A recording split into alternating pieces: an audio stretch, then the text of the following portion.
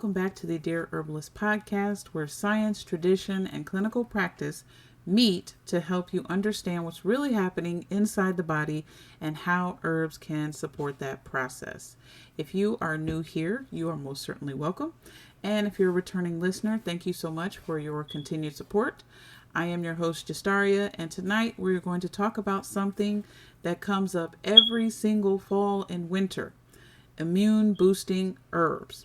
This is our 138th episode. I am very, very grateful and blessed to have made it thus far. So thank you again to all my supporters who continue to listen. You guys know I appreciate each and every last one of you. And those who are new to listening, please share these podcasts. There's a lot of information there that will help you along your herbalist journey. And again, my goal is to always try to make a community. So feel free to share your advice as well in the comments. Whether you're listening through Spotify or listening through YouTube, there is going to be a space for comments. So please share your comments down there. So tonight we're going to talk about immune boosting herbs for the cold and flu season. And I put that in quotation marks because we've all heard, boost your immunity with elderberry or take echinacea to keep your immune system strong. But what really does boosting your immune system actually mean? Is it even real, or is it a physiological process? Or is it one of those well-meaning but slightly misunderstood buzzwords that's taking on a life of its own? So tonight we're going to unpack that, and then we'll explore what your immune system is really trying to do during a cold and flu season and how you can support it rather than fight against it. So let's go ahead and jump into tonight's conversation. What really does it mean to boost immunity? Let's start here. The term immune boosting, while it's catchy, it sells a lot of teas, it sells supplements, but from a physiological standpoint, it can be a bit misleading. Your immune system doesn't really need to be boosted, it needs to be balanced and supported. So think of your immune system as an orchestra. You don't want one section blaring louder than the rest. You want all the parts, which is your innate immune system, your adaptive immune system, and the inflammatory response. You want all those working together in rhythm, just like the orchestra. When people talk about boosting, they often imagine reviving the immune system into like high gear, almost like starting it up, right? But that can backfire if you're not careful, because an overactive immune system response is actually what causes a lot of unpleasant symptoms of the cold and flu. That means your fever, that could be congestion, that can be body aches. So the goal is not to stimulate the immune system constantly. It's actually to help it regulate and respond appropriately to whatever it may be addressing. So let's talk about cold and flu. Let's first understand the process of what happens during the cold and flu season.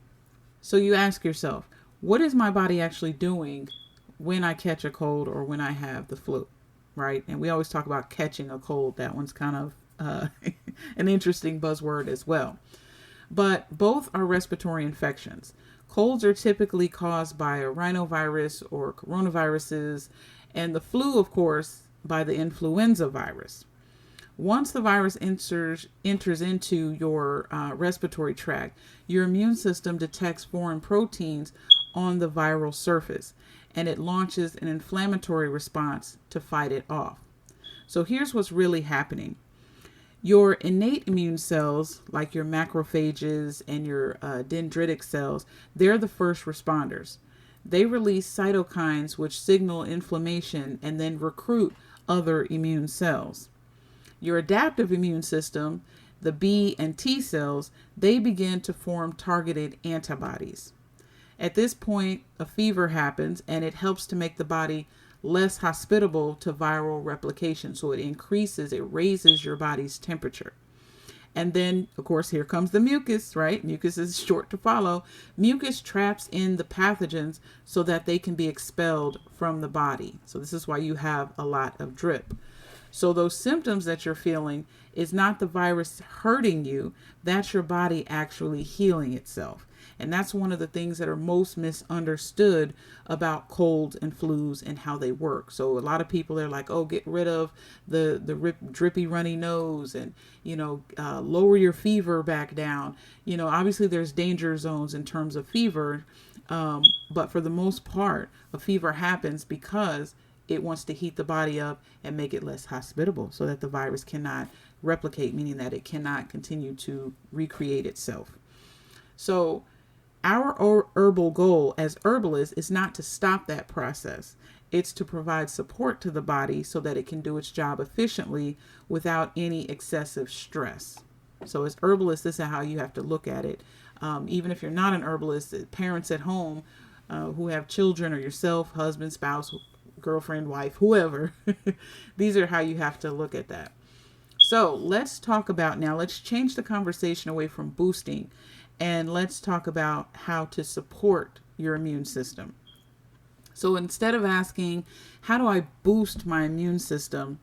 Ask yourself, how can I support the immune function through nourishment, rest, and herbal modulation, right? What does support mean?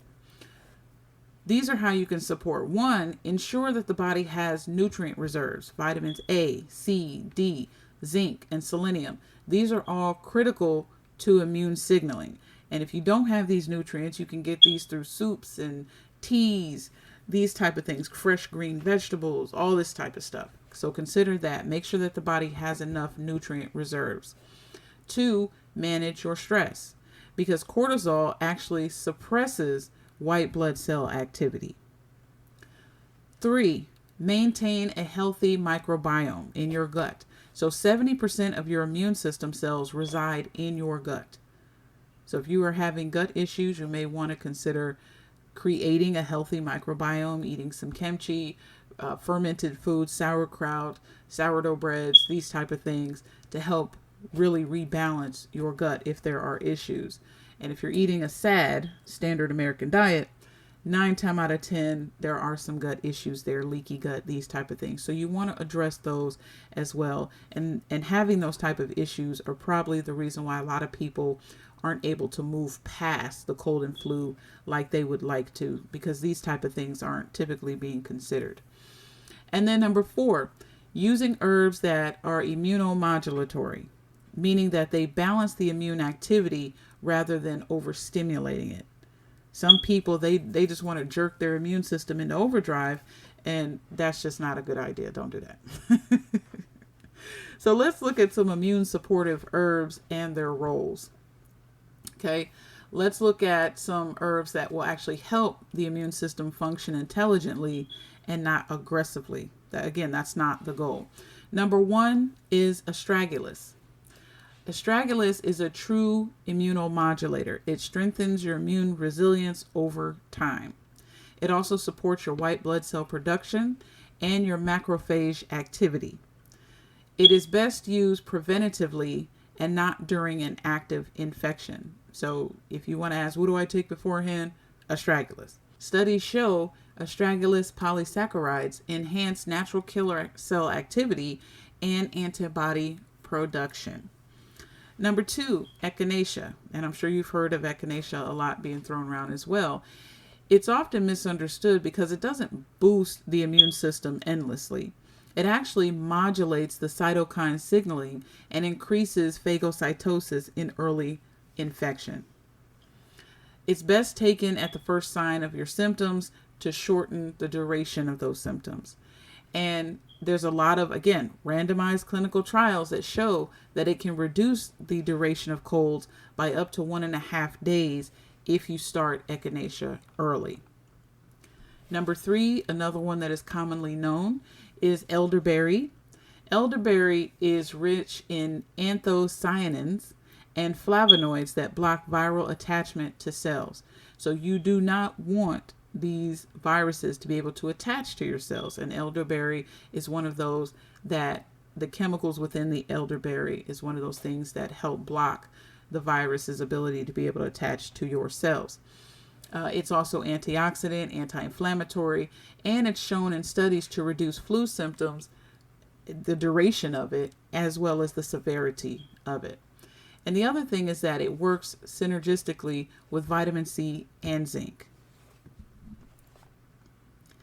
Next, we have andrographis. Andrographis is a potent antiviral and anti-inflammatory herb. It helps reduce fever, sore throat, and nasal congestion.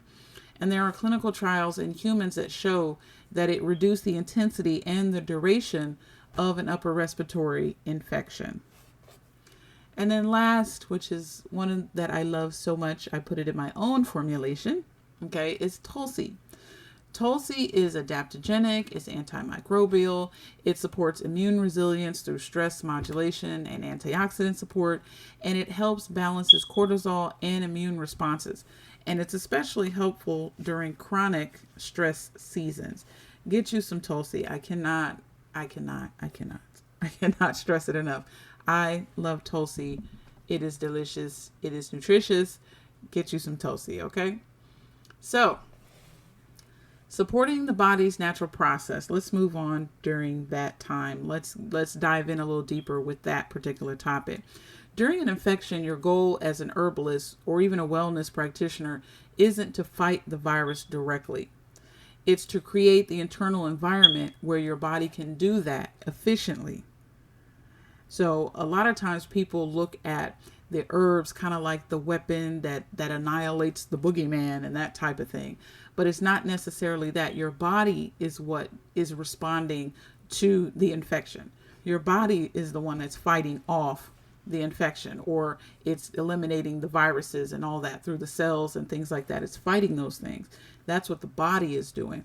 The herbs are helping to create the internal environment so that can happen. Again, I always say the herbs are the support. So what does supporting your body's natural process look like? Number one, so supporting the body's natural process means supporting hydration and lymphatic flow with teas like elderflower, ginger, my uplift tea on my website, shameless plug, thedemystifiedherbalist.com, or yarrow. All right. The next thing is that you want to support your mucosal integrity with demulcents like marshmallow or licorice. It kind of helps support the mucosal lining of the body. You also want to encourage restorative rest because that is when the immune memory consolidates. I tell people all the time, like they're like, what's the protocol for a cold and flu? One of the things is rest. If you are not resting, and people say it's easier said than done, but that doesn't negate the fact that it still needs to be done. You got to rest. You got to close your eyes. You got to lay your body down so that the body can do the work. Because other than that, it is using all energy to be able to keep you up and mobile and looking around and stimulating you with different data and all this other stuff, processing what you're giving it. And if it's doing all of that, how does it have time to, again, address the health issues that you're dealing with? Rest is so important. It's often one of the most under recommended things that I've heard of, but you need to rest. All right. And then the last thing, use herbs that support detoxification and elimination. That's of your liver, your lymph nodes, and your skin. All these play a role in immune recovery. Again, you're not fighting nature, you're working with it. So, when you hear boost your immunity this cold and flu season, reframe it. All right, make sure you reframe it. Your body doesn't need to be pushed. It needs to be supported, nourished, and balanced. Herbal medicine isn't about taking one magic herb and becoming invincible to viruses. It's about building resilience in the terrain, which is your internal landscape that determines how your body responds. So this season, think more about balancing than boost. Focus on good sleep, nutrient-dense foods, restorative herbal teas, and immune modulators that keep your system responsive and not reactive. And remember, symptoms are communication. They are not punishment. When you learn to listen, you'll know exactly how to help your body do what it's already trying to do, and that's heal itself. So, thank you so much for joining me for tonight's episode. If you like what you heard, please like, share, and subscribe. Follow me on all of my social media sites at The Demystified Herbalist. Go over to my website at www.thedemystifiedherbalist.com. Gain all the knowledge and information, but click that store button and get you some recipe tea for your respiratory system, or get Uplift to help clean out your lymphatic system and prepare you for the season ahead. And stay tuned for next week's episode, really next month, because by the time I talk to you again, it'll be November. Again, I liked having these themed months. So next month's theme, I am working on it right now. So stay tuned for that. But what you can know is that it's going to definitely be informative. And like I said, we are going to dive deep as usual. So stay with me, continue to rock with me. I appreciate each and every last one of you.